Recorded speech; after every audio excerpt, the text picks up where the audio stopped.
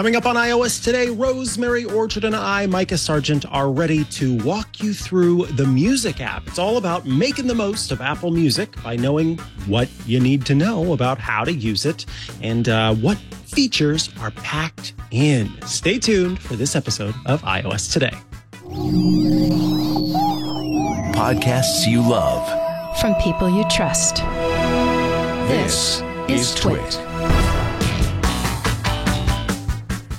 This is iOS Today, episode 646, recorded Tuesday, March 21st, 2023.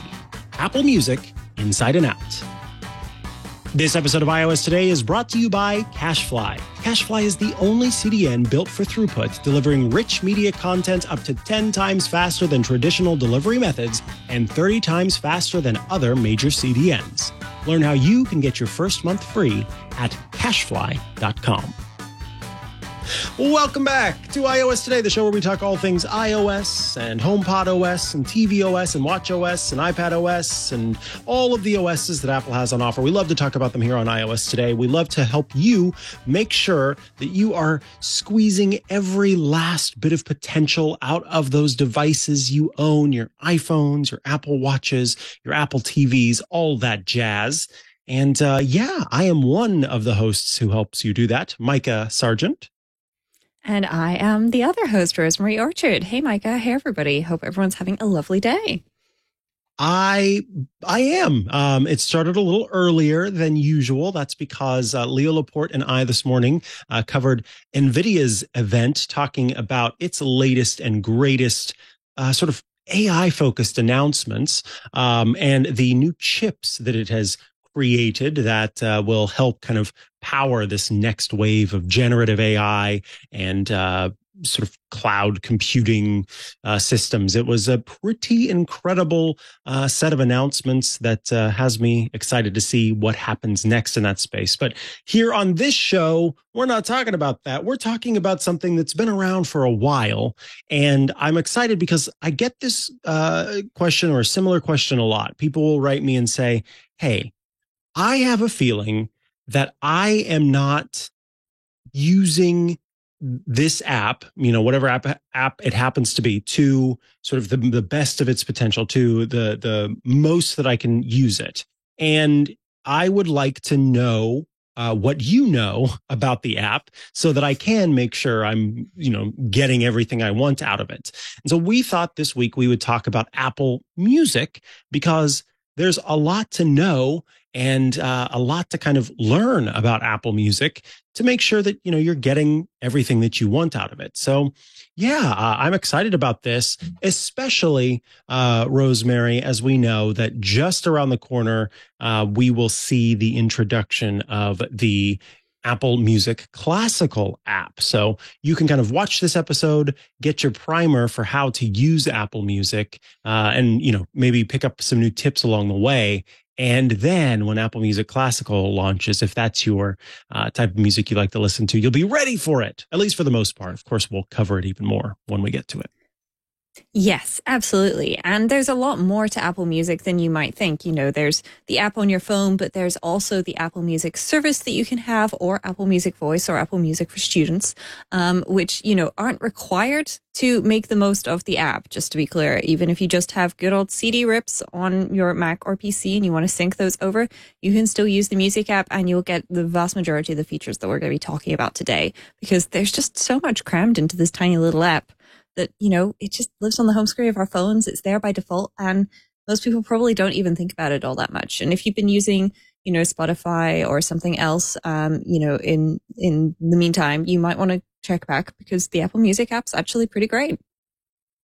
I agree. And in fact, before we even get to the Music app, I want to do one of my favorite things, which is to look at the settings for the app, because when I get a new phone, when I get a new app, when I get a new service, I always love most of the time these days, if you sign up for a new service, then you'll find a little icon of yourself or even just a little outline of a person in the top right corner, in the top left corner. And then you can click on that. You'll find the settings screen. anytime I sign up for something new, anytime I download something new, wherever it happens to be, I go into the settings. I want to see what customizations I can make and, get a better understanding of what the app is capable of. And I think that for the music app, it can be helpful to do that. So we are going to take a stroll through the music app's settings. So here I am in the settings app. I'm going to tap on music, and we're going to start at the top and just kind of explain along the way what we're looking at here. So the first thing to know is the sort of cellular settings, and it just says allow music to access, and below it there is a toggle for cellular data. What this does is it says, yes, I am allowing Apple Music to, when I am not on Wi-Fi, continue to stream, to download, to update, to load artwork, basically to connect to the internet if I am using a cellular connection. If you have a very small or a very specific use of your cellular data package, then you may not want to have this setting turned on. I have an unlimited data plan, and so I keep this turned on as it doesn't matter. And most of the time, I'm also just connected to Wi-Fi anyway. So in both of those cases, it doesn't matter if it occasionally uses cellular data to maintain that connection to do some updates. Now, as we look further into it, you can see these different sections. The first was allow music to access. The next is library. These are settings, of course, related to your library. The first one is a setting called add playlist songs. And this is, I think, a really interesting setting. And it's one that I have heard people complain about in the past, where they were not sure why it seemed that there was this random music showing up in their music library. So you have two options. When you are in Apple Music and you come across a playlist, say from the Apple Music editorial team, they've curated a playlist that are, all the songs from Stranger Things, we'll say, the Netflix show. Then you go and you add that to your library so you can listen to that playlist whenever you want to. If you have add playlist songs toggled on, what happens is, along with adding the playlist to your music library, it will add each individual song to your music library. So those will show up as independent songs that when you go into the artists section or the albums section or another section, those will show up there and you'll be able to access them that way. If you turn off add playlist songs, then the only way that you can view those songs that were part of the playlist is if you tap on the playlist. They're not going to show up in the larger portion of your music library, the sort of unsorted portion of your music library, because it's essentially just a reference to those songs that is tied to that playlist. So if you don't want those random songs showing up in your Apple Music library, toggle this off. If you're okay with that, keep it turned on.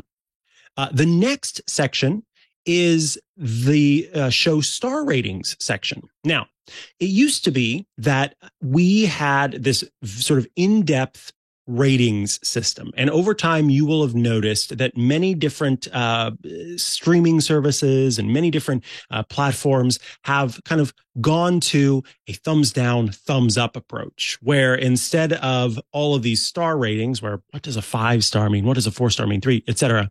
You just want to say, I like this song or I don't like this song. And Apple Music was one of those that provided this sort of switch. But some people still, because they've had an iTunes library for years and rated their music by stars, wanted to have the ability to rate their music by stars. So you can keep that setting turned on to actually see those stars that you've had in the past, and then going forward to also use stars to rate your music. This is helpful, especially if you have playlists that are I want all of the music that I've rated 4 stars or 5 stars. I only want the music that's rated 1 star because you're, having a day where you feel like making yourself feel miserable. I don't know. So then you can have that in your settings as well. And then last but not least is the sync library section, which will essentially make it so that your iTunes library, your music library, because this is Apple Music or this is iTunes, whenever iTunes was the way to access music, are all synced, and then changes you make on one device are synced to another device. So in this case, if on my phone I delete an album from my music library, then the next time I open it up on my Mac, it will also have deleted that album or that track from my music library. So essentially, if you want the change that you make on one device to appear on another device, make sure you have Sync Library turned on or toggled on. If you want those changes to be independent, then no, you will turn that off so that your music library on your phone is different from the other one. All right, scrolling down, the next section is called audio. And audio, of course, is going to be a bunch of settings related to audio quality, the sound overall, and how that works. The first section is called Dolby Atmos. And Dolby Atmos is a system that sort of generates a spatial audio quality for music that supports it. So it's a little complicated, but basically a sound designer can create a virtualized 3D space for a song.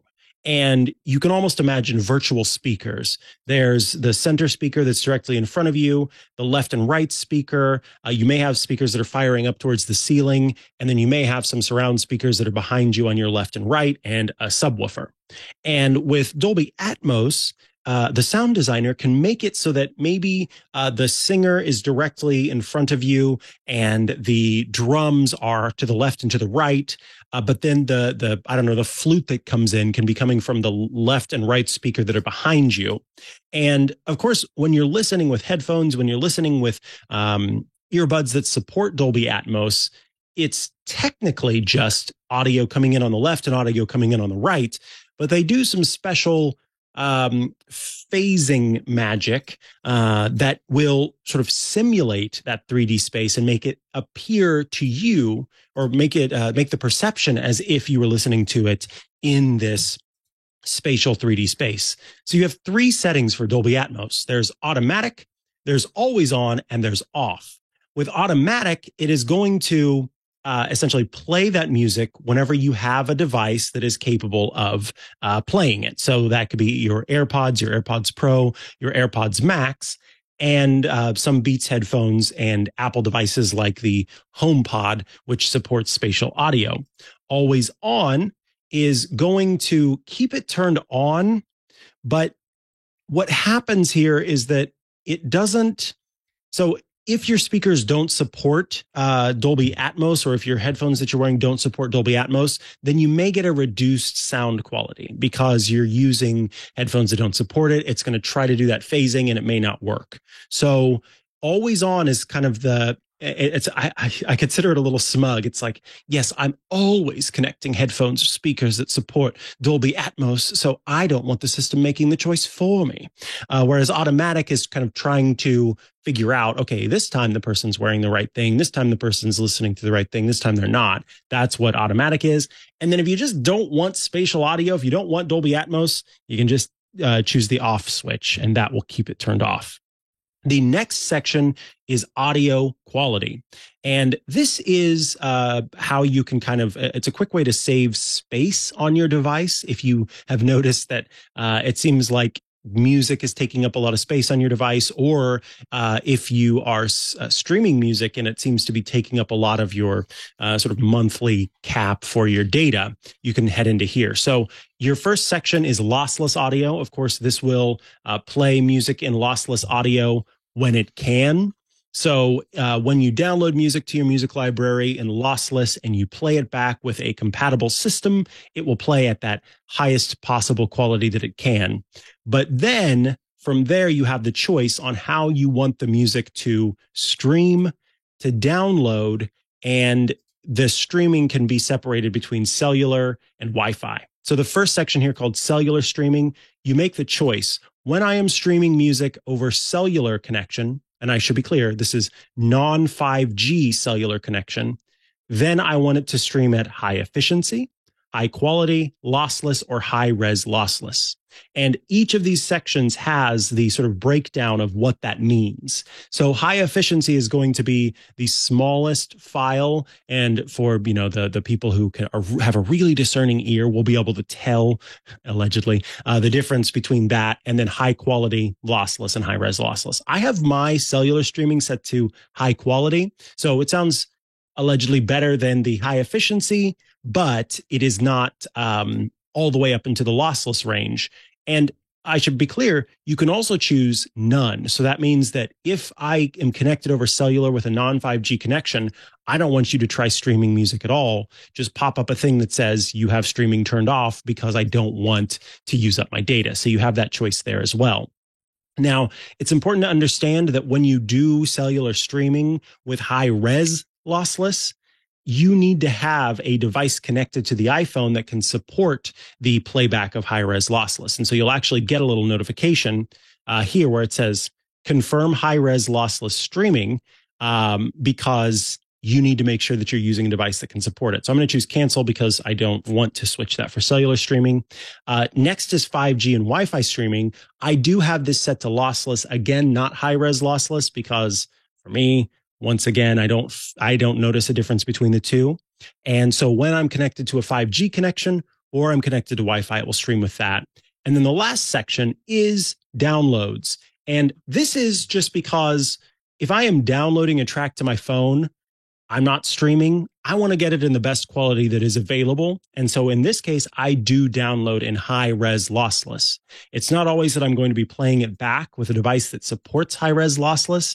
So it's going to stream in a lower quality, or rather play back in a lower quality. But the fact that I can have that sort of best file available and use that if I want to is great to have. So those are the sections for audio quality. Up next is EQ. This, as you might imagine, are EQ settings for the sound that is coming out of either the phone itself, headphones that you have connected, basically whatever you're connecting to, you can choose an EQ. And it's not a sort of parametric EQ where you can change the frequencies. Instead, they're sort of equalizer profiles. So for acoustic music, for classical music, for dance, electronic, for pop, for rock, and even as far as like vocal booster, treble booster, reducing the bass. If you've got a really bassy speaker that you're listening with, then you can change the EQ there.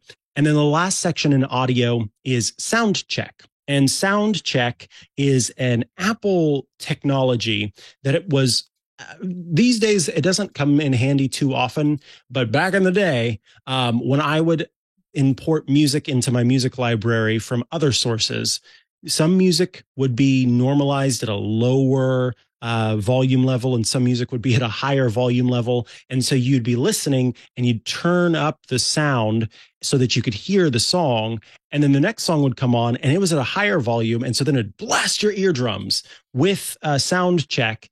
The music app essentially looks ahead at what's coming down the track and tries to make it so that all the music is coming in at the same volume level. So that way everything will not sound similar, but everything's volume will be similar. So I keep that turned on because I do still have some old tracks in my music library that are like outside of Apple Music. And just in case, I don't want my ears to get blasted or in the car to have the speakers get blasted.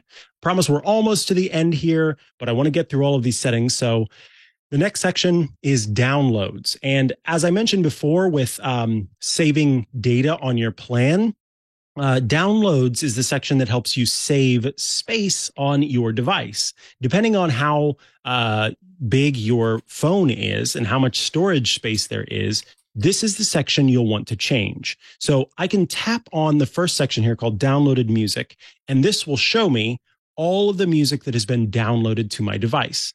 I can choose by artist to see what songs have been downloaded. And then at any time, I can go in and tap the edit button to remove that downloaded music. And then up at the top, I can see very easily how much in total music has been downloaded, 67.85 gigabytes. Then I've got the next option, which is called optimize storage. And what this does is you set a limit. You say the minimum amount of storage space that I want for music is blank. So I say, I want you to keep at least 64 gigabytes of music that I've downloaded on my phone. I want you to keep at least 128 gigabytes of music that I've downloaded on my phone. And it will tell you the number of songs that equals. So 64 gigabytes is about 12,800 songs. And then what happens is, as your iPhone fills up with storage space, the system will automatically clear away some songs that have been downloaded to your device, but will never remove enough to become lower than 64 gigabytes of space on your device. So music will always take up 64 gigabytes of space, but anything past that is free game for being removed from the device in order to save space. And it's smart about it too. So it looks at what music you're listening to most often, maybe what tracks are rated highly, et cetera, to decide which songs to remove. So it's not just as if, the most recent songs that I add get removed, and then it will optimize that storage space for you.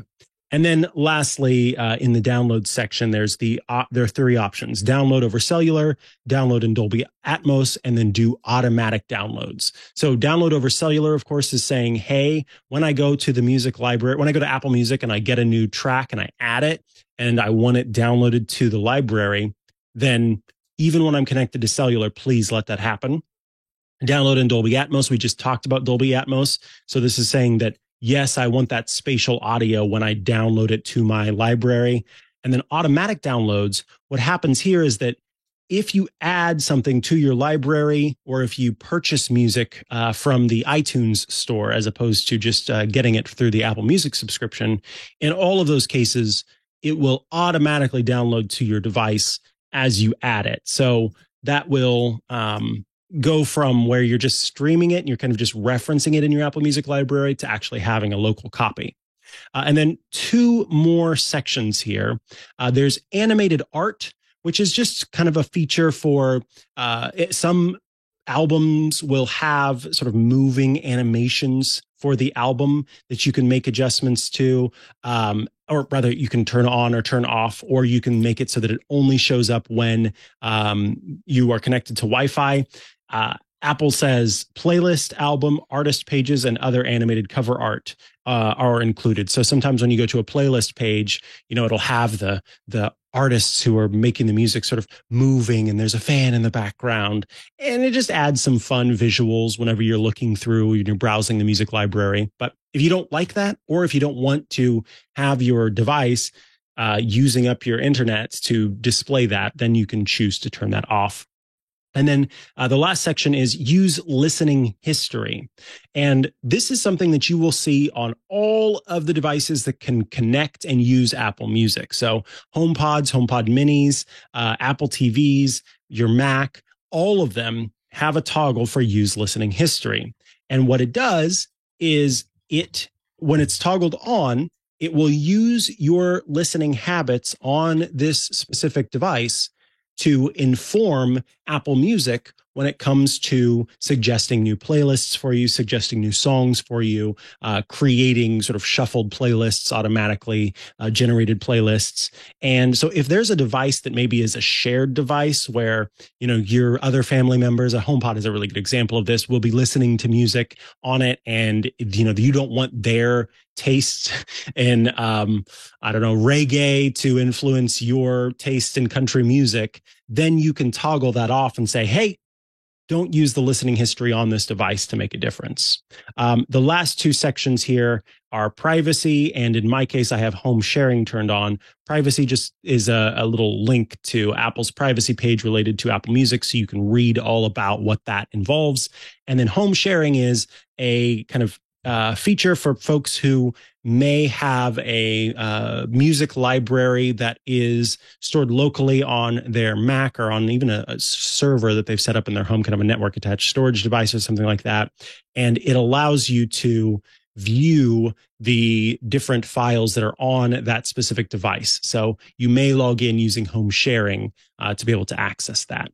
So those are all of the sections of the settings that are outside of the music app.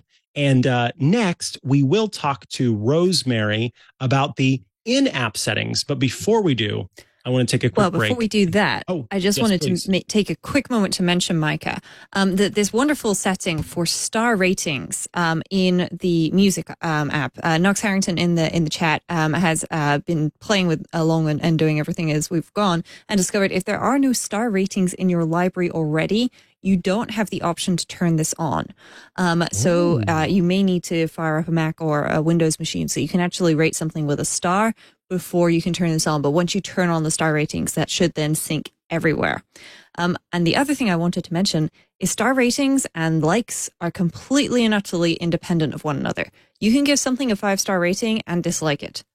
You can give something a 1-star rating and love it. And they have absolutely no influence on one another. So I did just want to mention that for anybody who's going, oh, star ratings, that sounds better. If you want to use the Apple Music recommendations we'll talk about later, then you're still going to want to use those likes and dislikes. Very good tip. Very good tip. All right. Let me take that break, and then we'll be back to learn about the in-app settings for Apple Music, because yes, they have those as well. But I do want to tell you about CacheFly, who are bringing you this episode of iOS Today, because they are a sponsor, but they are also the sort of content delivery system for Twit. Customers aren't going to hang around for your content to load, so you shouldn't give them a reason to leave. You can dramatically increase your sites and app speed over long distances for global audiences with CacheFly. With more than 3,500 clients in more than 80 countries around the world, organizations like Twit consistently use CacheFly for scalability, for reliability, for unrivaled performance. See, some markets are more challenging than others, and content delivery costs vary drastically depending on the market. You can partner with a CDN that knows what it takes to deliver content fast in global markets, and I think more importantly, is honest about the costs to get you there. You can scale your content delivery in some of these emerging markets, including South and Central America, which are predicted to be a significant emerging market in gaming and entertainment over the next 5 years. CacheFly has committed to navigating the complex government attitudes, the tariffs, the laws, to understand how the market operates. Also, IP traffic in the Asia Pacific region is growing year over year by 25%, and Australia is no exception. Owing to a lack of early investment in the region, many network operators struggle to cover the entire Australian continent. With a presence in Melbourne, Perth, and Sydney, this isn't a problem for CacheFly.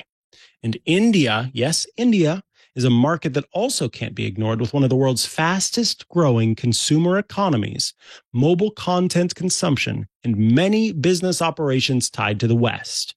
By providing edge-optimized content tailored to the mobile market and dedicated transfer and caching solutions, CacheFly has your needs covered in the Indian market.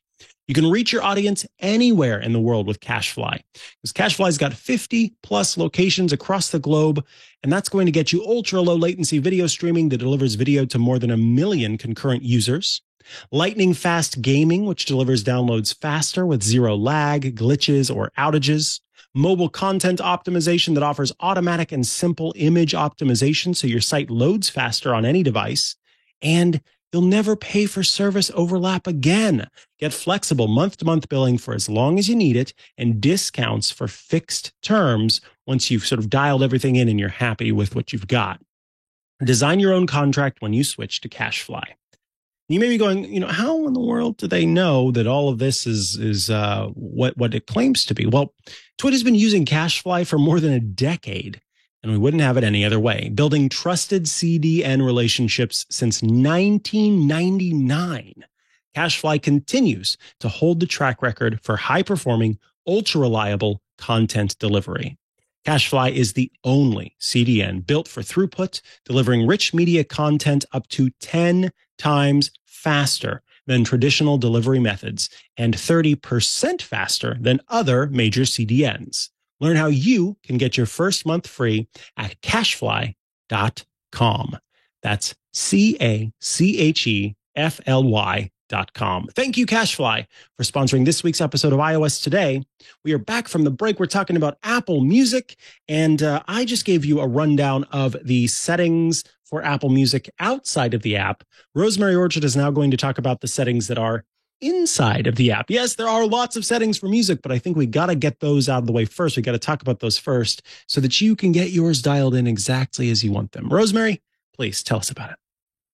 Yeah, I mean, honestly, especially with something like a music service, because it's so personal, the settings are like Pokemon. You've got to get them all. You've got to go through them, got to look at them, and at the very least, kind of be aware of their existence. So when somebody inevitably says, hey, like music sometimes just doesn't play a track in my car, and it pauses for a few seconds and then skips to the next one, you can go, well, that's because you've got streaming for music turned off, and that track isn't downloaded on your device. So we are going to look at the settings inside of the music app. But before we do that, I did just want to take a very quick pit stop via the Home app. So those of you with HomePods may have realized that, HomePods and Apple Music kind of go hand in hand. They can play music. There's even a special Apple Music voice program that you can get, which is half the price of Apple Music. It's $5 a month instead of $10 a month. And that allows you to just stream music and is great for things like HomePods. But on a HomePod, you can have a primary user for music and podcasts. And then you can say, if the HomePod receives a request for a voice it doesn't recognize, what account does it play it from? Does it play it from your account and then contribute that to your listening history? Or does it play it from your HomePod account? In which case it doesn't get added to your listening history. So depending on how many people are in your home and what kind of music is being played, if you don't want Baby Shark in your listening recommendations, then maybe you want to put the HomePod account as the thing that gets defaulted to for this sort of stuff. So that's definitely a quick tip that I just wanted to pop in there, because I know quite a few listeners have been picking up HomePods and HomePod minis recently. And they've certainly been enjoying them. I've got a HomePod Pair and I've connected it to my Apple TV. It's great. I love it. So in the music app itself, to get to the settings for your actual music, what you need to do is from either the Listen Now tab or the Browse tab, the Library tab, you can see, hopefully in the top right, underneath an edit button, most likely, there should be a circular profile picture. Now, this may be a profile picture you've selected yourself, or it may be something that's just been assigned to you, like from your Memoji, or it could just be an outline of a person. But from here, you have a number of different settings. And some of these are related to Apple Music specifically, and some of these are related to Music, the app. So we'll start with the ones that are related to Music, the app. And down here, Music, the app. Down here at the bottom is perhaps one of the most important sections. These are apps with access to my music library. So whenever an app says, hey, I need to access your music library to do X, Y, and Z, then you can grant it access or deny it access. So for example, if you use Shazam, that's the service that is built into your iPhone. So you can say, hey, Apple lady, what is playing? And, the Siri built into your phone will then listen and try and analyze what it is. And then it can add that to a playlist in your library so that you have that track for later. And I've granted that access. Now, next up here with Apple Music, or just above this section, we have the ability to let people find us. So Apple Music can check contacts on your phone. So that's actually going through the contacts in your iCloud account and the Contacts app to find people that you might know on Apple Music. And it can also allow people to find you via your Apple ID. So that would probably be your email address, phone number, etc. And yeah, if you want to enable those, you can go ahead and do that. Or if, like me, you prefer to leave them disabled, then you can do that as well. And above that, we have notifications. Now, notifications are one of those things where the Apple apps don't necessarily do quite what they tell everybody else they need to do. So if you have received notifications from Apple Music before and you've gone, wait, I don't want that, I thought I turned that off, you might want to double check in here to make sure you are in control of which notifications specifically it is sending you. So notifications can include new music from artists that you actually like and follow, an activity from your friends. And with the new music, you can specifically choose to show that in your library. I had an example of that just now and I dismissed it, but that's a problem for another time. And then right at the top here, underneath the view profile section, we have things related to your Apple ID. And depending on what options you've got or what Apple ID setup you have, you may have different options. So for example, I have managed family because I have an Apple family account set up, and so I can manage that. I can also manage my subscription to Apple Music, Then there's also the ability to add funds to an Apple ID and to redeem a gift card or code. So if you've, given somebody a gift card or given somebody a gift code or received one, then you can redeem that in here. And then beyond this, there is also your individual profile. Now, your individual profile in Apple Music is somewhat independent of other Apple profiles in that, for example, the profile picture and the username that you choose here can be separate and different to everything else. I have chosen a picture of a gingerbread bumblebee cookie that I had at the weekend, which was very nice. And then you can have followers, you can follow people, and this is how you can get recommendations. And you can also publish playlists.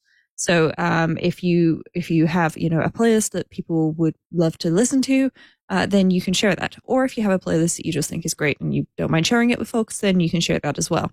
So I have one published for it's just piano background music, which is music that I often have playing in the background. And there's some lovely piano pieces on there, as you might guess from the name. And then in the top right with those 3 magic dots, then you have the option to share your profile and edit your profile. And then under editing your profile, then you can choose what your name looks like, what your username looks like, who can follow your activity. So everybody or just people you approve. Any playlists are shared. I have a lot of playlists, and yes, I only have one shared. And you can also choose to share what you're listening to on your profile, or delete your profile if you don't want an Apple Music profile and you've got one set up. So those are those options there. And that is, kind of what you need basically inside of the app, because everything else is in settings. And that really makes it, quite simple, because you're not digging around through 17 different places to find everything that you might need. And so, from there, it's just a case of pick something and tap play. And then we can dive into all the other features like Apple Music Sing. Beautiful. Yes. Now that we've got the settings out of the way, we can start to talk a little bit more about how the app works internally. And again, I think that, that is a super important aspect of how the app works, how you kind of figure out what it's capable of, because those settings will give you hints at, okay, it can do this. Okay, I need to look for how to do this in the app. And so one of the sort of aspects of Apple Music is the suggestions-based library, where you are, as you are listening and as you are providing feedback and as you are maybe changing your music interests over time, you will start to get suggestions for you, like the favorites mix, or for example, this pick that says featuring Amy Winehouse. So there's an Apple Music playlist regarding Amy Winehouse, a new release from M83 that I might be interested in, listening to a playlist that I listened to recently called Solid Gold Hits, and then also kind of what's the sort of news of music, where maybe there was an artist who recently released something that you want to check out, and then you can also create or view stations all right in this area. So for example, this has a suggestion for Beyonce, Destiny's Child, and Rihanna, all right here in this music station. So I could tap on that, and then it would kind of play music from those 3 artists. And this is all just generated automatically in the Listen Now area. I can view what I've recently listened to. I can see pop stations. And then this section also has things like, again, more suggestions based on what you're listening to. Let me tap on the Get Up mix. And the reason why I want to is because I want to show at the top, although it's not doing too much movement, that will typically, that little sort of flare of color will kind of move around, because that is one of those art pieces that moves if you have that setting turned on. And then this has just kind of created some songs that are for getting up and going, versus the chill mix, which is supposed to kind of calm you down, slow things down, and chill you out. There's the new music mix. There's the friends mix. These are all playlists that are automatically created and I believe refreshed every week, Rosemary, that will provide kind of new suggestions or suggestions of music that you've listened to in the past that you might like now. So Listen Now in the bottom left corner is, again, a mix of music that is being suggested to you based on your listening habits, and then also new music that's coming out that Apple Music might think is something that you would be interested in learning more about. So that's that main segment of Apple Music. But those aren't the only tabs in Apple Music. Rosemary, do you want to tell us about browsing and perhaps even radio? Yeah, I certainly can. I've already scrolled down a little bit in browsing because I just wanted to show that feature that Micah was talking about earlier with the animated artwork. So this is the new in Pop playlist from Apple Music Pop, which is updated every Friday. It does say it's updated every week, and then in small text under the author of the playlist, which is Apple Music Pop in this case, it says that it was updated on Friday. As I scroll down, that diamond gets bigger, and then it kind of like fills your screen and does this lovely spectral effect, which is really pretty. So I definitely enjoy that. And it's one of those things where this might bother you. It might be something that you enjoy. Whatever, you can turn it on and off. At the top of the Browse tab, we have the most recently updated playlists. And so we've got today's hits, which, surprise, was updated today. And then we've got some other things from YouTube and featured events and things like that going on. And this is very much a case of the world is your oyster, or at least the music world is, because it's going to have things from all sorts of artists there, whether or not you're necessarily interested in them. And as you scroll down, you can then see some things which might be for you, like some go-to playlists, where it's recommending some dance workouts and things like that for me, which, yes, that is probably the sort of thing I like to listen to. And at the moment, because we're a week away from the release of Apple Music Classical, there's a whole little section in here that's telling you that Apple Music Classical is included with my Apple Music subscription. So that's pretty nice to know. And, we'll be checking that out once that releases next week. The next section includes spatial audio, which is something that you might want to try out and see if you like. And if you've tried it before and gone, oh, I'm not sure about that, it's certainly worth going back and trying it again. These things can be a little bit of an acquired taste, and sometimes it just takes the right track or even Apple TV show to get you into enjoying that. There are also recommended songs here, as well as new releases and other things as well. So there's sections by genre. There's asking tips for asking Siri. So you can ask Siri to play some alone time music if you want, or some feeling good music, or whatever it is you might want. Homework music, that definitely might be useful for some folks, and so on. There is also daily top 100. So that's daily top 100 probably for your country or the country your Apple ID is registered in. And then there's global, and then there's other countries around the world. So if you want to listen to Canada's top 100, you can do that right here, which is great because not all of us like listening to the radio.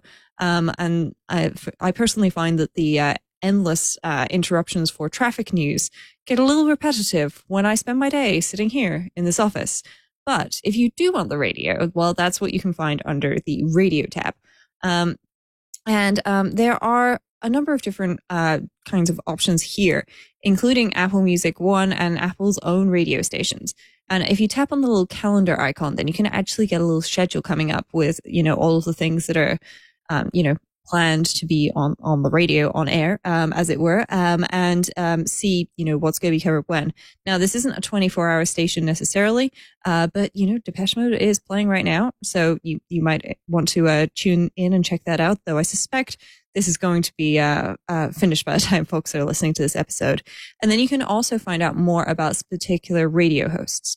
So once you've, found a particular radio station, then you can end up following that here. There's stations by genre, and more. Now, I should also mention that you should be able to just search for the name of a radio station and find it. It depends on the radio station and how it works and whether or not they've integrated with this. But if I do search, and I tried this earlier, so I'm going to hope it works. There we go.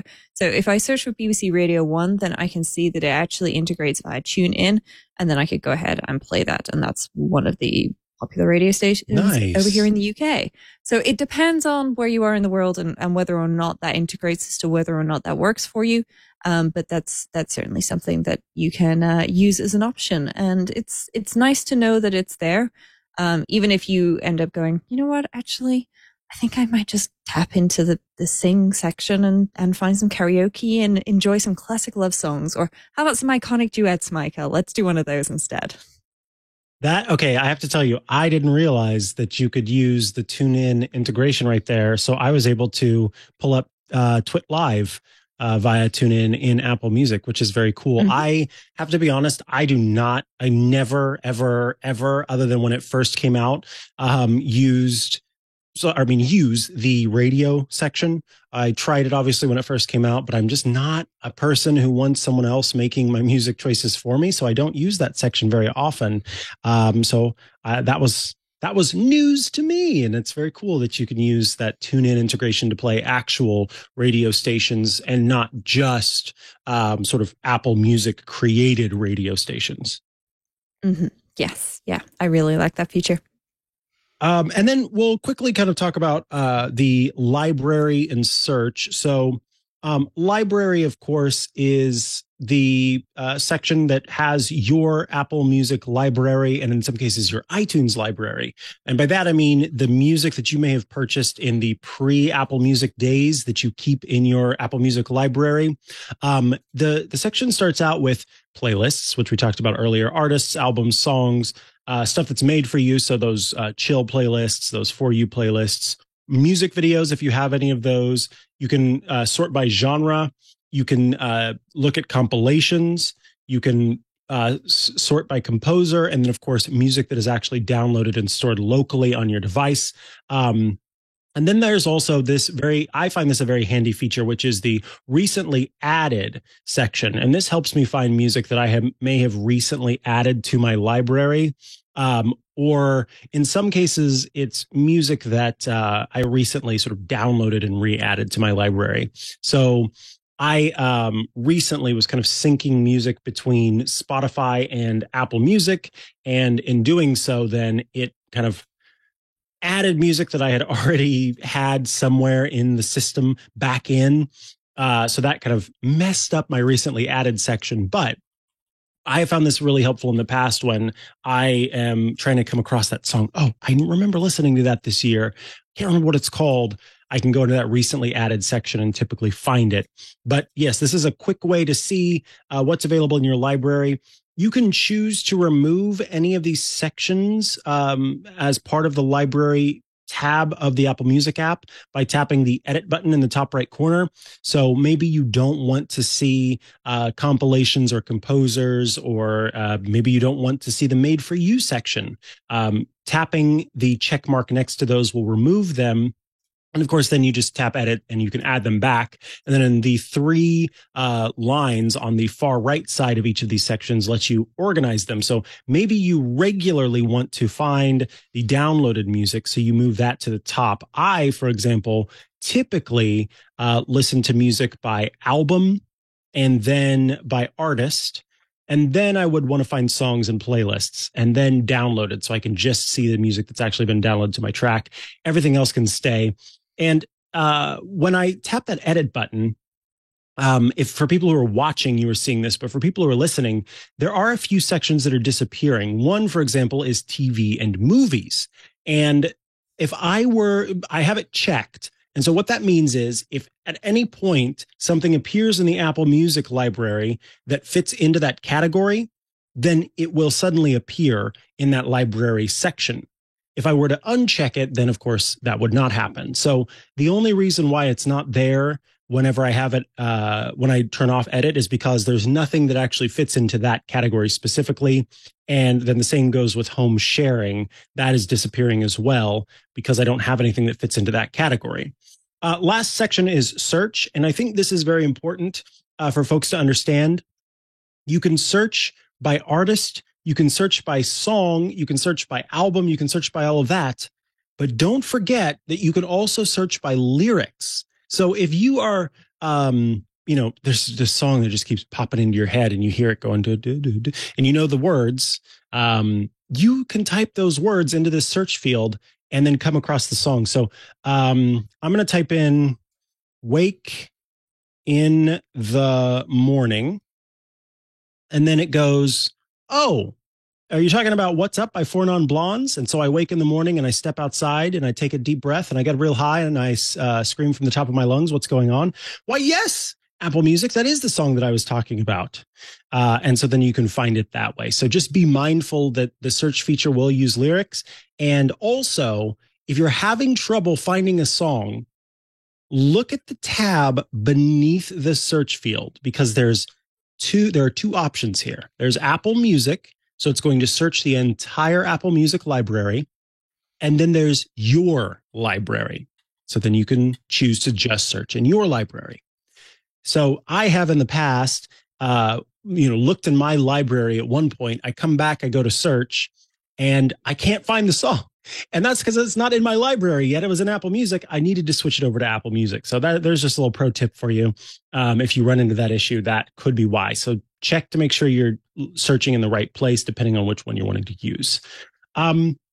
Rosemary, do you want to tell us about using Sing and maybe even spatial audio and some of those features that are available when you're actually listening to a song? Yeah. So as you're listening to songs, then, you get a couple of different options. And some of these may, sort of seem to be doing something or not.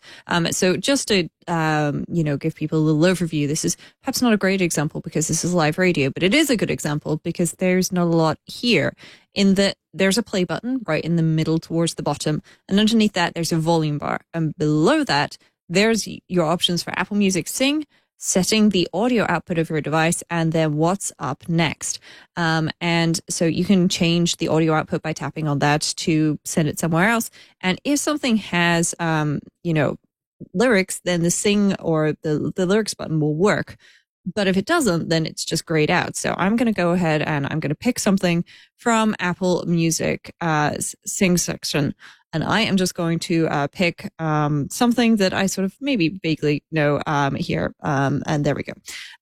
So now I can tap on the Sing option and it's showing me the lyrics. Now, if I tapped on the lyrics and sort of pulled them down a little bit, and that's now made it into a full screen lyrics option. But before that, there's a little microphone. And when I tap on that, I can then adjust how loud the volume is of the actual lyrics themselves. And so I can take that all the way down or take that all the way up for singing along.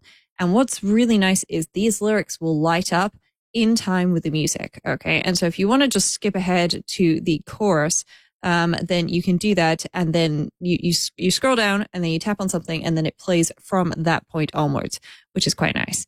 And then, if you tap it, then it will go back to that. I should note that the three dots in the top right of this view are quite important because what you can do is you can create a station from there. You can show the album something. You can share lyrics, view the full lyrics, share play. We've not talked about that, but you can actually share listening to a song with somebody else and it'll be in sync. And this is also where you can love a song or say, hey, no, I don't like this all that much. I suggest that's a little less. Scrolling down on those lyrics will take you back to the view with the pause button and so on.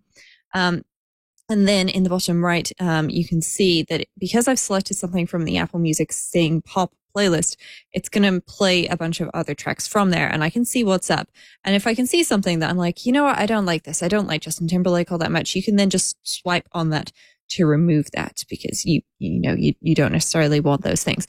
If you also see something and you're like, oh yeah, like this song, Dancing Queen, that's got to be next, then you can just sort of grab the drag handle there and pull that up to the top. So, everybody can have a bit more ABBA in their life. Also in that up next view, if you pull it down a little bit, you can see your history of the last things that you played. And this could be really useful if you heard something recently and were like, oh yeah, wait, what was that track like 2 tracks ago? Especially if you've got something playing on a speaker in one room and you're kind of in and out. And before you know it, the song's over, you can go back and check on that history and see what it was and then go back and play it again. But one of my favorite things to do, and I don't know about you, Micah, but this always happens to me whenever I'm listening to like a Weird Al song. Okay, this happened in the car the other day.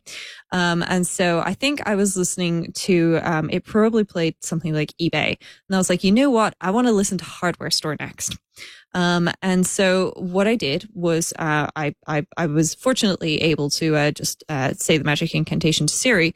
But what you can usually do is if you tap on the 3 dots, then you can say play next, or play last.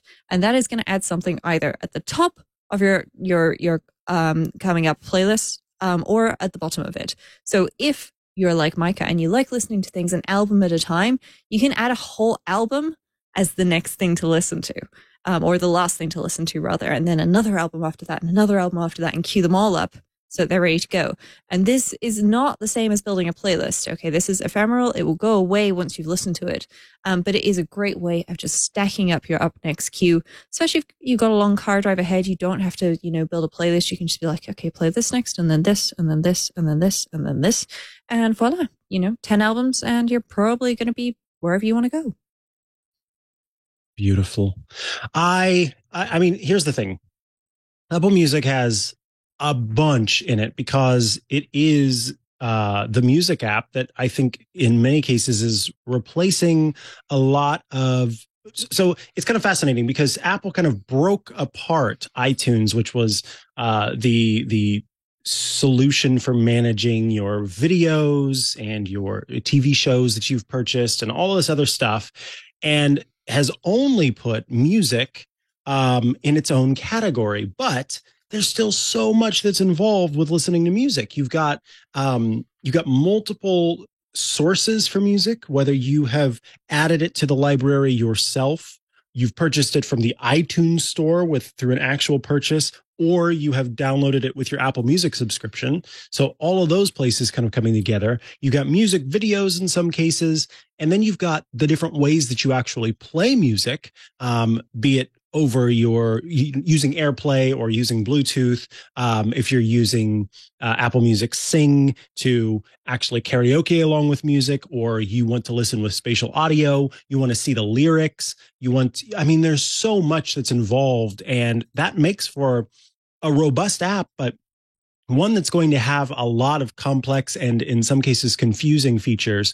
But what's amazing about it is when you find that one or two little tips or tricks, I think, that really go, oh my goodness, I can do that. And what, Rosemary, what you just talked about of scrolling back through your recently played playlist is really handy, because then you can go, oh man, I was really bopping to that song earlier and I want to hear that one again. So you can bring it down and listen to it very easily. And for me, that tip about making sure that when you're searching in the right place. And then also the fact that you can search using lyrics, all of that becomes super handy and can make all of the difference for you when you are trying to, find something new to groove to. So any last mentions or any other things that you want to talk about with Apple Music before we quickly skate along to our other topics today? Yes, I did just want to mention that Apple Music has this great feature called Smart Playlists. Now, Smart Playlists are not just, I've dumped all these songs into a list and I want to hear them together, but they are things like, I want to hear the songs that I love that are pop songs, or things like that. And those are well worth checking out.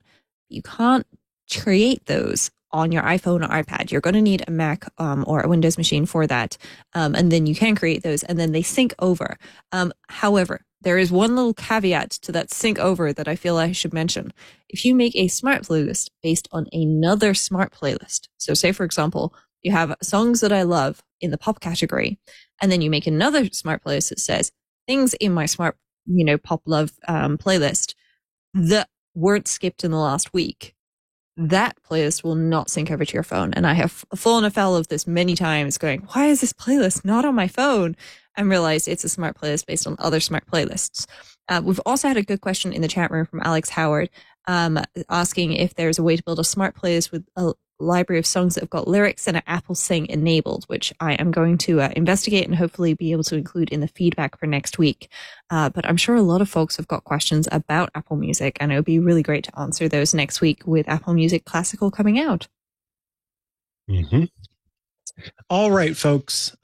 It is time to move along from Apple Music and its various features, settings, and options to Shortcuts Corner. Shortcuts Corner is coming up next.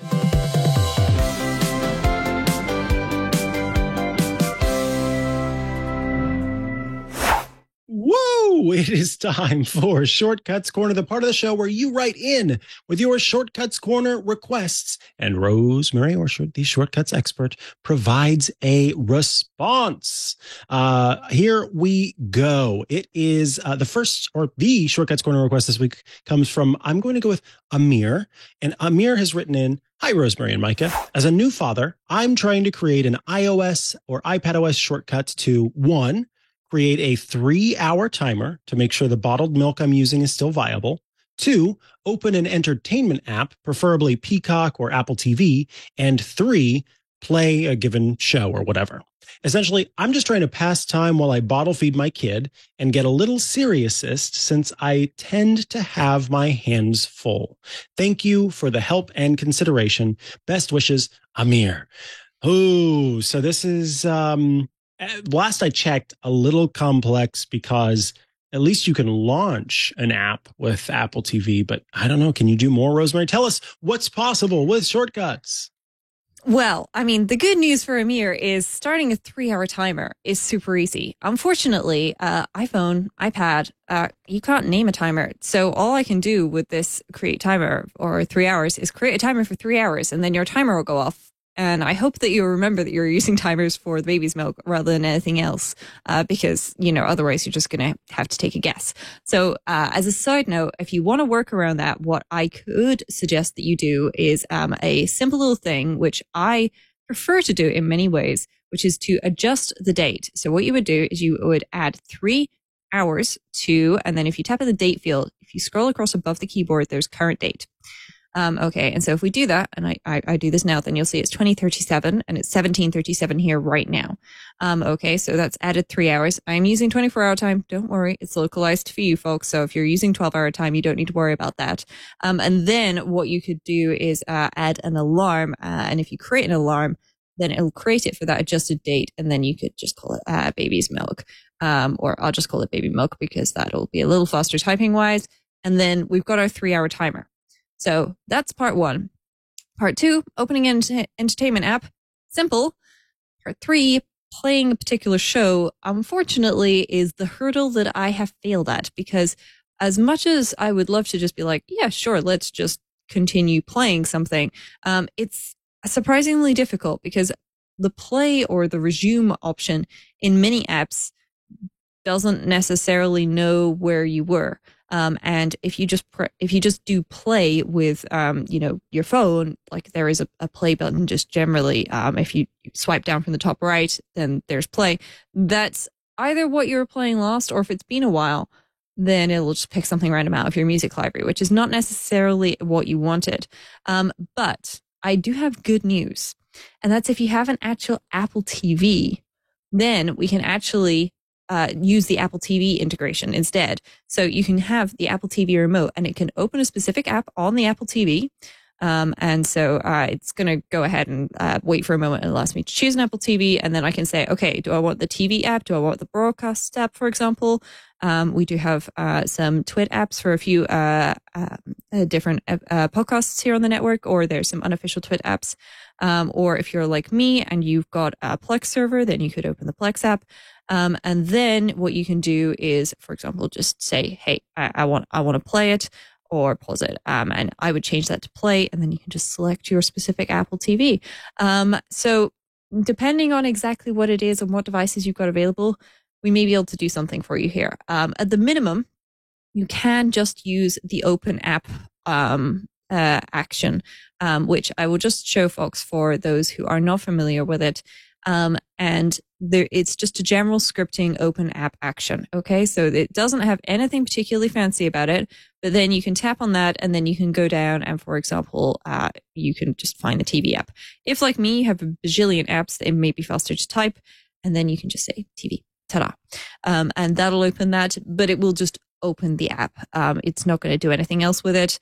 But that may be enough to get you started. So fingers crossed that gives you some ideas, Amir. I hope that I haven't caused you to buy an Apple TV. But if I have, congratulations on your new purchase, as well as your new arrival. And good luck with the bottle feeding. Oh, that's fantastic. All right, moving right along to feedback and questions. The first bit of feedback comes from Barry. Barry writes, "Hello, Mike and Rosemary. I've been a faithful listener to your iOS Today show. I never miss one, and many times I listen to the same one several times over to catch all the great tips you both provide. I recently joined Leo's, or I guess really Twit's, $7 a month club just to do a little bit to help with the support of all the shows. Thank you, Barry. I'm 75 years old and built my first computer over 40 years ago. My computer ecosystem has been completely Mac for at least 20 years. The reason for my note today is just to hopefully encourage you and let you know that it's great to see how you back up each other so nicely on the show. You are a terrific team. Keep up the great work. Sincerely sent, Barry from Pittsford, New York." Barry, you're going to have me crying by the end of this. That's so sweet. Thank you, Barry. It is. Yes, it Rosemary's is. And a we've had a lot fantastic of co-host. feedback like this recently. And so I just picked a random one. So yeah, thanks folks for sending stuff like this in. It genuinely makes me smile whenever I see things like that. Yeah, especially, you get up super early for this other event, and then you've got, iOS Today right after. And in Rosemary's case, she was waiting on us. And so when, there's a little bit of slog that's involved with that. And so getting these is just a nice sort of energizer and reminder that there are people out there listening and really appreciating what we're doing. So Barry, we appreciate you. Shemp has written in, "Hi folks. It's getting harder and harder to tell which sites have unbiased reviews from the ones that are paid by, or in some cases created by, app developers themselves. Do you have a favorite you could share? For example, I have been using the Shop app to track packages, but it has become less reliable lately. When I search for best iOS apps for package tracking, I get a mishmash of results that I am not sure I can rely on. I used to lean towards some of those provided by CNET, but I'm not even sure they are unbiased anymore. I'd appreciate the info. Thanks, Shemp."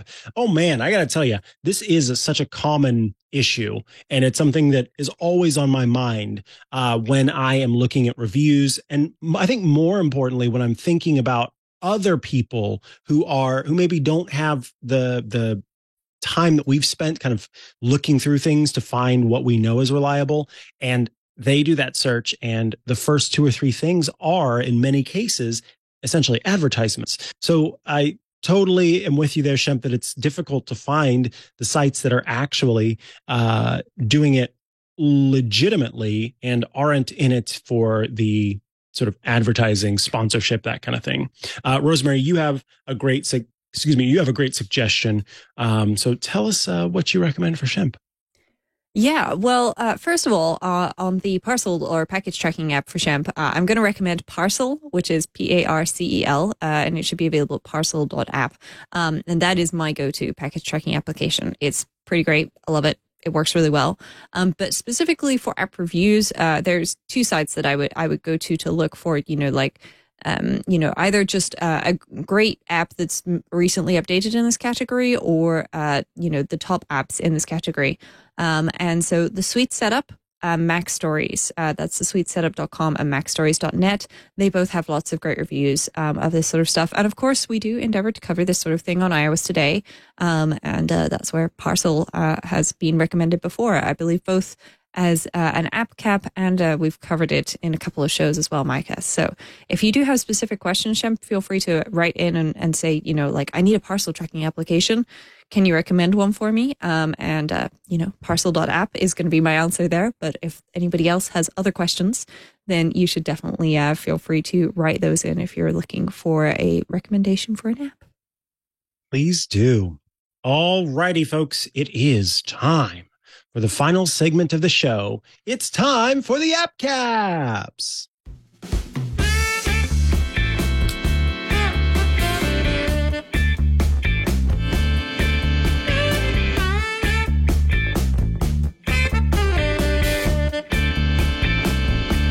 This, of course, is the part of the show where we wear caps atop our heads to honor our app and gadget picks of the week. These are the apps and gadgets we are using now or have been using at some point in our lives that we think are great, and we want to share them with you. And in order to share those with you, we have decided that we also have to put things on our heads because that's just part of it. Stop asking questions. Rosemary Orchard, tell us about the cap, the very festive and perfectly timed cap atop your head, and then tell us about your app or gadget pick of the week. Well, the cap atop my head, it's a headband. It is a St. Patrick's Day headband. So I've got two almost fluorescent green shamrocks on there. They look a lot brighter on camera than they do in person, I assure you folks. And then on top of that, I have two green top hats with little black bands and little gold buckles at the front. And I should note that, folks, that the gold buckles are actually slightly glittery in person. Fortunately, not the kind of glitter that's going to shed all over my desk. Yeah, last week, 17th was St. Patrick's Day. It was also my grandparents' wedding anniversary. And so I remembered it and thought, you know what? I'll pick an app cap for that. So why not? And my actual app for today is an app that's recently been updated. And I found out about it thanks to a 9to5Mac article all about the update. And this is Switch Companion, or Switch Buddy, your Nintendo Switch companion. So if you've got a Nintendo Switch in your household, I should know that I have pink and blue controllers on here. It's not that shade of red. Then you may actually want a nice little companion app, which can help you do things like download pictures and things like that from your Nintendo Switch. And so I am currently in the transfer option where I've been, transferring photos from my Nintendo Switch over to my phone, which is much easier to do, I have to say, doing this than trying to scan multiple QR codes and so on. I have a gallery of the pictures that I have downloaded and saved, and I would just like to point out that, yes, I came first in Mario Kart earlier. It was only on 50cc, but I'll take the win. There's also a section for games where I can find, new games and updates to things. There's a games FAQ, and also a widget to track games. There's also a search option. So if you are looking for something maybe Zelda related, then you can find out that Zelda Tears of the Kingdom is coming out on the 12th of May, 2023. And when you tap on that, then you can get a little calendar option where you can go ahead and add it to your calendar. And it will, appear there so that you can get reminded in your calendar.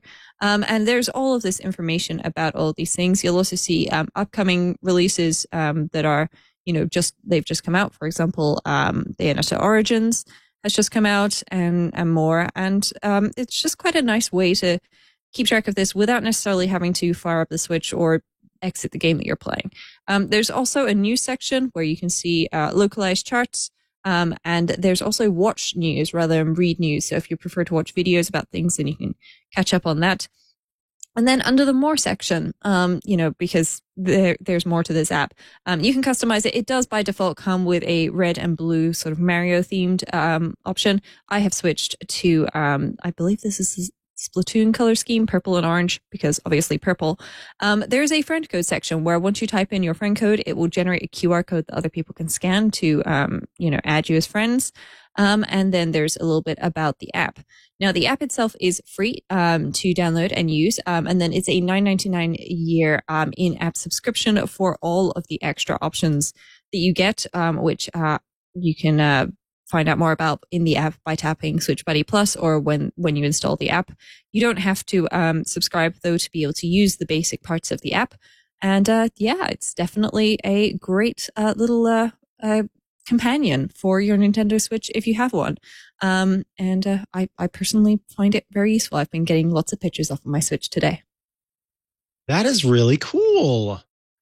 I didn't realize that there was an app like that could actually sort of integrate that well with the system. So that's super cool.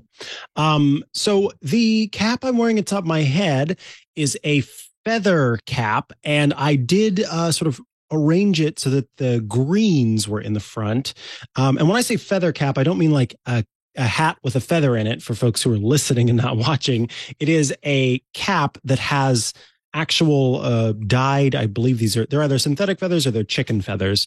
I didn't pay for an ostrich feather cap. That'd be very expensive. But anyway, I moved the greens to the front. So there's sort of a lime green and a darker green that are right there in the front. The app that I'm talking about is part app, part service. And it is an app service called Amazon Key. I have talked about it on the show before, but it's been a long time.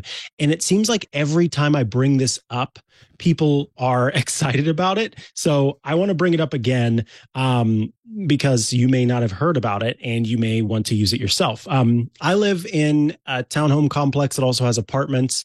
And so my townhome is kind of hard to find at times. And I've had issues in the past with deliveries where they get delivered to the wrong address.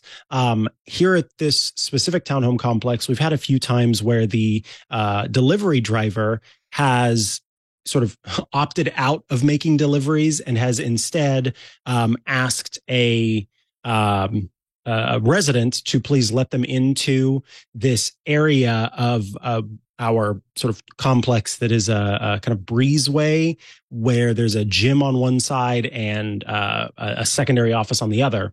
And then they quite literally unload their entire Amazon delivery truck into this breezeway, just sitting people's packages essentially on the ground in this breezeway, which makes it impossible for anyone to get through, but also means that all these packages are just where they're not supposed to be.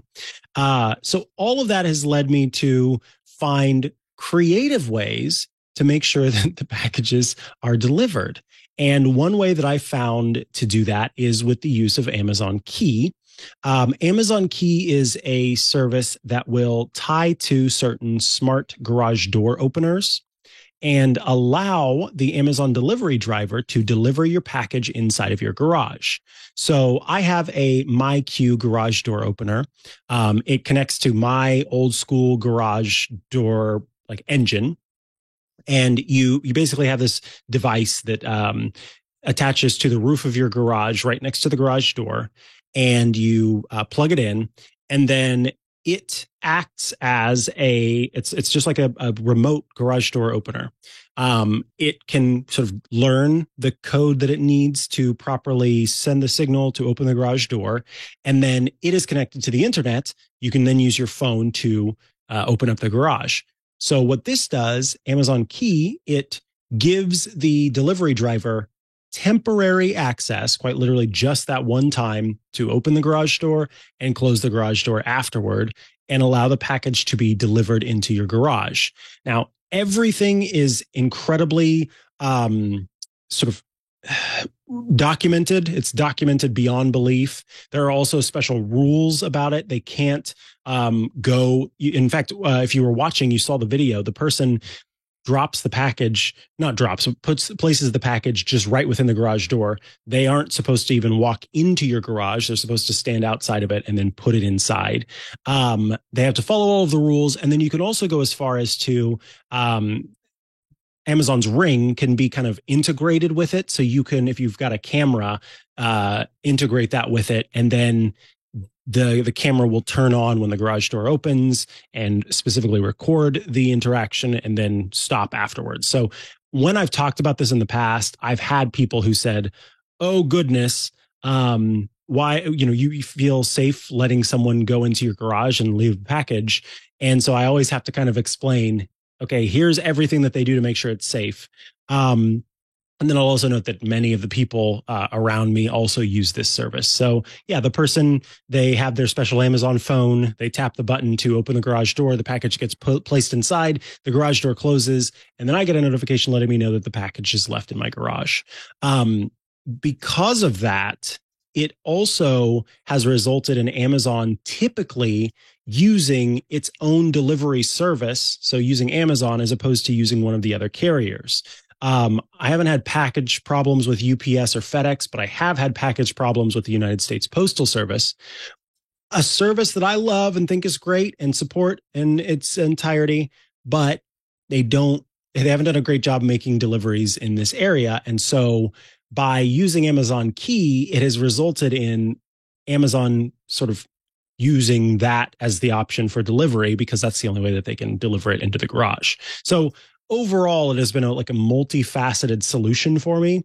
Amazon Key is free to use as long as you have the necessary stuff. And in fact, I don't know if they're still doing this, but for a while they were running a deal. And I have a feeling it's because by using Amazon Key, they're saving money on package thefts. And so it saves them money in the long run. So they try to get people to use this. They had like a $10 off coupon. If you used Amazon Key, then you'd get $10 off that first delivery that you made using Amazon Key. And they also run good deals on the MyQ hardware that makes your garage door smart. So let me also include a link to the MyQ garage door opener. which is available for right now $28.99, and they also have a version that's available for $80 that includes a camera as well. So if you want to also have the camera that will keep track of the packages being delivered. And I don't want to fail to mention the fact that often they will run deals on these that give you the ability to save some money because they're saving money in the long run with it. So yes, that's the MyQ garage door opener and the Amazon Key in garage delivery service that I have found to be fantastic and has resulted in my packages being delivered as I want them to be. The reason I'm not showing the app in action is because then you would see my address, and I'm not sharing that online. As much as I adore many of you out there listening, I don't want to share my address. So that is my pick for this week. And I would love to hear your feedback. If you end up using Amazon Key, or if you are and have been a long time Amazon Key user, tell me what you think about it. Maybe you have a horror story. I wouldn't mind hearing that as well. Although I don't know if it'll change my use of it. In any case, thank you for tuning in to this episode of iOS Today. I appreciate every single one of you for tuning in and or downloading the show. If you would like to send us some feedback, you can send that to iostoday@twit.tv. By doing that, you can ask a question. You can get your Shortcuts Corner request answered, all that kind of stuff. If you'd like to watch the show live as we record it, we typically record the show at 9 a.m. Pacific, 12 p.m. Eastern on Tuesdays. Today it was a little bit later because of the news event, but we'd love it if you tuned in by going to twit.tv/live. And then we think the best way to get the show is by subscribing or following the show, depending on what service you're using. You can do that by going to twit.tv/iOS. When you go to twit.tv/iOS, you will find links to subscribe to the show in Apple Podcasts, Google Podcasts, Spotify, YouTube. Basically, we try to be on all of the services that people are using. And that is the way that you get the show as soon as it's ready and available and sort of in its nice little neat package. So please check that out as well. This is the time where I mention Club Twit for the folks who are interested in getting every single Twit show ad-free, all of our shows ad-free, and for getting that warm, fuzzy feeling in your heart knowing that you out there are supporting the shows directly.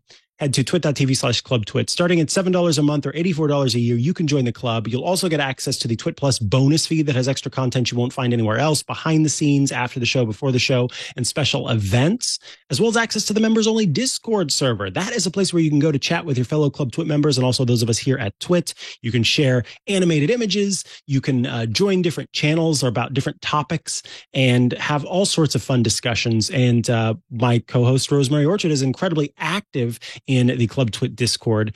And so that's a great way to be part of the show and really kind of provide feedback. Again, starting at $7 a month, $84 a year, twit.tv/clubtwit. I say starting at because Club Twit, I feel, and many people have felt, has become more valuable over time. So as we've added more to the club, people said, I would like to give you more than $7 a month. And we said, okay, you can do that now. So you get to choose, starting at $7 a month, how much you want to give. And that's because we've also got great programs like the Untitled Linux Show, a show all about Linux. We've got access to Hands on Windows, which is Paul Thurrott's short format show that has Windows tips and tricks. Every single week, Paul Thurrott gives you all of what you need to know about how to use Windows. And my Hands on Mac program, which is an Apple-focused show where, again, short format, I cover loads of different topics, helping you make the most of your experience across all those devices. And the newly announced program, which is a return. It is Home Theater Geeks with Scott Wilkinson. Very excited that show has relaunched in the club. So if you want to learn what you need to know in terms of home theater, which I know is a lot of you out there, and by goodness and by golly, get to hear that jolly laugh of Scott Wilkinson, well, you should check out the club. Join the club here all of those great shows. All right. I am done talking. It is time for done talking for now. It's time for Rosemary Orchard to tell us where we can find you online and check out all of your great work. The best place to go is rosemaryorchard.com, which has links to the things I do around the internet and various social media platforms where you can find me. You can find me on Mastodon, rosemary@snailedit.social. And you can also find me in the Club Twit Discord, as Micah mentioned. What about you, Micah? You can find me online at Micah Sargent at many social media network, or you can head to chihuahua.coffee. That's CHIHUA.coffee, where I've got links to the places I'm most active online. Thank you for tuning in to this episode of iOS Today.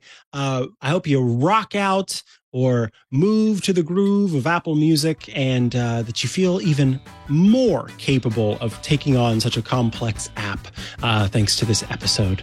And Rosemary and I will see you next week for another episode of iOS Today. Goodbye. Hey, I'm Rod Pyle, Editor-in-Chief of Ad Astra Magazine, and each week I join with my co-host to bring you This Week in Space, the latest and greatest news from the final frontier. We talk to NASA chiefs, space scientists, engineers, educators, and artists, and sometimes we just shoot the breeze over what's hot and what's not in space, books, and TV. And we do it all for you, our fellow true believers. So whether you're an armchair adventurer or waiting for your turn to grab a slot in Elon's Mars rocket, join us on This Week in Space and be part of the greatest adventure of all time.